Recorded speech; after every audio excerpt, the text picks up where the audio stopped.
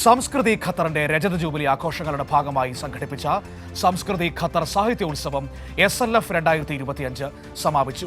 കേരളത്തിൽ നിന്നുമെത്തിയ സാഹിത്യ മാധ്യമരംഗത്തെ പ്രമുഖരെ പങ്കെടുപ്പിച്ചാണ് സാഹിത്യോത്സവം സംഘടിപ്പിച്ചത്. വളരുന്ന മലയാള സാഹിത്യരംഗവും വർത്തമാനകാലത്തെ മാധ്യമധർമ്മങ്ങളും എന്നീ വിഷയങ്ങളൂന്നി നടന്ന സംവാദ സദസ്സുകൾ ശ്രദ്ധേയമാക്കിയാണ് സംസ്കൃതി ഖത്തറിന്റെ പ്രഥമ സാഹിത്യോത്സവത്തിന് ദോഹയിൽ സമാപനം കുറിച്ചത്. വക്ര DPS MIS ഓഡിറ്റോറിയത്തിൽ രാവിലെ ഖത്തറിലെ ഇന്ത്യൻ കുട്ടികൾക്കായി വിവിധ സാഹിത്യ മത്സരങ്ങൾ നടത്തപ്പെട്ടു. പ്രവാസവും സ്ത്രീ എഴുത്തുകൾ എന്ന ഭാഗത്തിൽ പ്രശസ്ത സാഹിത്യകാരി ഷീല ടോമി, പ്രവാസി എഴുത്തുകാരായ സ്മിത ആദർശ്, ഷമീന ഹിഷാം എന്നിവർ പങ്കെടുത്തു.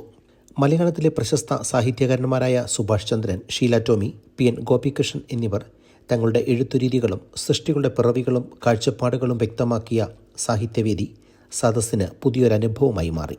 വർത്തമാനകാല മാധ്യമ കാഴ്ചപ്പാടുകൾ എന്ന വിഷയാസ്പദമാക്കിയ സെമിനാറിൽ കേരളത്തിലെ പ്രമുഖ മാധ്യമ പ്രവർത്തകനായ MP Nikesh Kumar, Kairali news executive editor Sharath Chandran, Malayala Manorama news പ്രതിനിധി ഷാനി പ്രഭാകർ എന്നിവരാണ് നേതൃത്വം നൽകിയത്. സാംസ്കാരിക സമ്മേളനത്തിൽ സംസ്കൃതി പ്രസിഡന്റ് സാബിത് സഹീർ അധ്യക്ഷത വഹിച്ചു. ചടങ്ങിൽ വിശിഷ്ട അതിഥികൾക്കുള്ള ഉപഹാരം സംസ്കൃതി ഭാരവാഹികൾ കൈമാറി. സംസ്കൃതി കേന്ദ്ര കമ്മിറ്റി അംഗം സിനി അപ്പുവിന്റെ കവിതാ സമാഹാരം കവിതത്തുമ്പികൾ ചടങ്ങിൽ സുഭാഷ് ചന്ദ്രൻ, PN ഗോപികൃഷ്ണൻ നൽകി പ്രകാശനം ചെയ്തു. സാഹിത്യ മത്സര വിജയികൾക്ക് വിശിഷ്ട അതിഥികൾ ഉപഹാരങ്ങൾ കൈമാറി. ചടങ്ങിൽ സംസ്കൃതി ജനറൽ സെക്രട്ടറി ഷംസീർ അരിക്കുളം സ്വാഗതവും സംസ്കൃതി സാഹിത്യ വിഭാഗം കൺവീനർ ശ്രീനാഥ് ശങ്കരൻകുട്ടി നന്ദി രേഖപ്പെടുത്തി.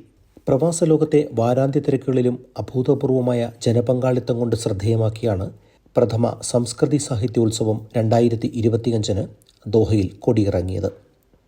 OK Perumala, Kairali news, Qatar.